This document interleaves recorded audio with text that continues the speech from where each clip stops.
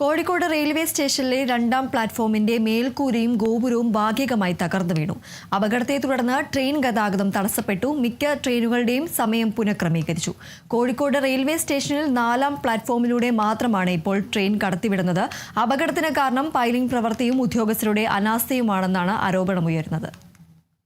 ഇന്ന് രാവിലെ 11:10 കോഴിക്കോട് റെയിൽവേ സ്റ്റേഷന്റെ രണ്ടാമത്തെ പ്ലാറ്റ്ഫോമിന്റെ മേൽക്കൂരയും കോഴിക്കോട് റെയിൽവേ സ്റ്റേഷന്റെ ദീർഘകാലമായിട്ടുള്ള അടയാളവുമായിട്ടുള്ള ക്ലോക്ക് ടവറിന്റെ ഒരു വലിയൊരു ഭാഗവും താഴേക്ക് അടർന്നു വീഴുന്ന ഒരു സാഹചര്യമുണ്ടായത്. രണ്ടാമത്തെ പ്ലാറ്റ്ഫോമിലേക്കാണ് പതിച്ചത്. ഇവിടെ ആ സമയത്ത് കോഴിക്കോട് കണ്ണൂർ പാസഞ്ചർ ട്രെയിൻ നിർത്തിയിട്ടുണ്ടായിരുന്നു. ആ ട്രെയിനിന്റെ ബോഗിക്ക് മുകളിലേക്ക് വീഴുന്ന ഒരു സാഹചര്യമായിരുന്നു ഉണ്ടായിരുന്നത്. ഇത് നേരത്തെ ഈ ട്രെയിൻ ഇവിടെ നിർത്തിയിട്ടതായതിനാലും ഈ സമയത്ത് രണ്ടാമത്തെ പ്ലാറ്റ്ഫോമിൽ മറ്റ് ട്രെയിനുകൾ സർവീസ് നടത്താത്ത ഒരു സാഹചര്യമായതിനാലും ആളുകൾ കാര്യമായി ഉണ്ടായിരുന്നില്ല. അതുകൊണ്ട് തന്നെ ആളപായവും ഒപ്പം തന്നെ പരിക്ക് പോലുള്ള കാര്യങ്ങളും പൂർണ്ണമായും ഒഴിവാകുകയും ചെയ്തു എന്നുള്ളത് ആശ്വാസകരമാണ്. അതേസമയം തന്നെ റെയിൽവേ പറയുന്നത് ഈ കെട്ടിടത്തിൻ്റെ കാലപ്പഴക്കം സംബന്ധിച്ച് ഇന്നലെ ഇൻസ്പെക്ഷൻ നടത്തിയിരുന്നു, പരിശോധന നടത്തിയിരുന്നു. ഇന്ന് മുതൽ ഈ കെട്ടിടം പൊളിച്ചു നീക്കാൻ ഇരുന്നതാണ് എന്നാണ് റെയിൽവേ വ്യക്തമാക്കുന്നത്. പക്ഷേ പൈലിംഗ് പ്രവൃത്തി നിലവിൽ കോഴിക്കോട് റെയിൽവേ സ്റ്റേഷൻ്റെ നവീകരണ പ്രവൃത്തി നടന്നുകൊണ്ടിരിക്കുകയാണ്. അത് ദീർഘകാലമായി ഇങ്ങനെ മുന്നോട്ട് പോവുകയാണ്. അത് അനന്തമായി നീളുന്ന ഒരു സാഹചര്യമുണ്ട്. അതുകൊണ്ട് തന്നെ രണ്ട് ഭാഗങ്ങളും ശക്തമായി പൈലിംഗ് നടക്കുന്നുണ്ട്. അതുകൊണ്ട് ഈ പഴയ കെട്ടിടത്തിന് ബലക്ഷയം സംഭവിച്ച ഈ കെട്ടിടത്തിന് കോട്ടമുണ്ടാവുകയും അങ്ങനെ പൈലിംഗ് പ്രവൃത്തി മൂലമാണ് അപകടമുണ്ടായത് എന്ന ഒരു ആരോപണമാണ് Kozhikode north MLA K Jayant ഈ സംഭവസ്ഥലം സന്ദർശിച്ച ശേഷം മാധ്യമങ്ങൾക്ക് മുൻപിൽ ഉന്നയിച്ചത്.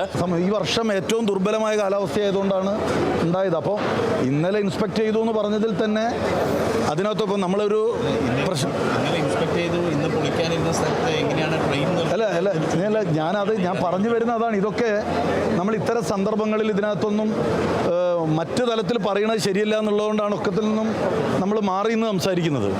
പക്ഷെ ഇവിടെ കുറേ ചോദ്യങ്ങളുണ്ട് ഇതിനകത്ത്. അവർ പറഞ്ഞ കാര്യങ്ങൾ അതേപടി നിങ്ങളോട് പറഞ്ഞുവെങ്കിൽ ഇതിനകത്ത് കുറേ ചോദ്യങ്ങളുണ്ട്. ഒന്ന്, ഈ വർഷം ദുർബലമായ മൺസൂൺ അല്ലായിരുന്നുവെങ്കിൽ ഇത് എന്നോ പൊളിയുമായിരുന്നു. രണ്ട്, ഈ ട്രെയിൻ ഇവിടെ നിൽക്കുകയാണ്.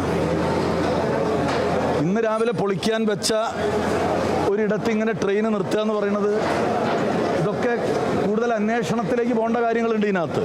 അതേസമയം തന്നെ ഇവിടെ വീഴ്ച വരുത്തിയ ഈ പ്രവൃത്തി ഇഴഞ്ഞ് നീങ്ങുന്നത്, ഈ നവീകരണ പ്രവൃത്തി ഇഴഞ്ഞ് നീങ്ങുന്നതിൻ്റെ ഒരു കാരണം കൂടിയാണ് ഈ അപകടം എന്നുള്ള കാര്യമാണ് ഈ സ്ഥലം MLA കൂടിയായിട്ടുള്ള കോഴിക്കോട് സൗത്ത് MLA ഫൈസൽ ബാബു വ്യക്തമാക്കുന്നത്. അതുകൊണ്ട് തന്നെ കരാറുകാരനെ ഈ കരാർ പ്രവൃത്തിയിൽ നിന്ന് മാറ്റണം. ഒപ്പം തന്നെ ഈ സംഭവത്തിൽ വീഴ്ച വരുത്തിയ ഉദ്യോഗസ്ഥരെ സസ്പെൻഡ് ചെയ്യണമെന്ന ആവശ്യം അദ്ദേഹം ഉന്നയിക്കുകയും ചെയ്തു. നിലവിൽ ഇവിടുത്തെ നിർമ്മാണ പ്രവൃത്തികളെ നിയന്ത്രിക്കുന്ന ഉദ്യോഗസ്ഥനെ ഇവിടുന്ന് വലിക്കണം. സ്മാർട്ടായിട്ടുള്ളൊരു ഉദ്യോഗസ്ഥനെ കോഴിക്കോടേക്ക് കൊണ്ടുവരണം. കാരണം സതേൺ റെയിൽവേയുടെ ഏറ്റവും പ്രധാനപ്പെട്ട ഒരു സ്റ്റേഷനാണിത്, കോഴിക്കോട് എന്ന് പറയുന്നത്.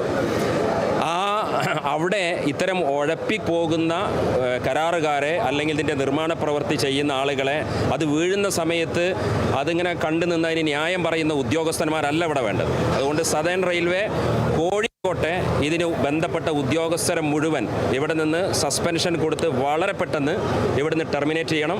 ഈ പ്രവൃത്തികൾ ചെയ്യുന്ന കരാറുകാരെ മുഴുവൻ പുനഃപരിശോധിക്കണം, ഒരു കാരണവശാലും. കാരണം നമ്മളിപ്പോൾ ഇത്ര നമുക്ക് സിമ്പിളായിട്ട് പറയാൻ പറ്റുന്നത് എന്തുകൊണ്ടാണ്? ഇവിടെ ആളുകൾ മരിക്കാത്തതുകൊണ്ടാണ്.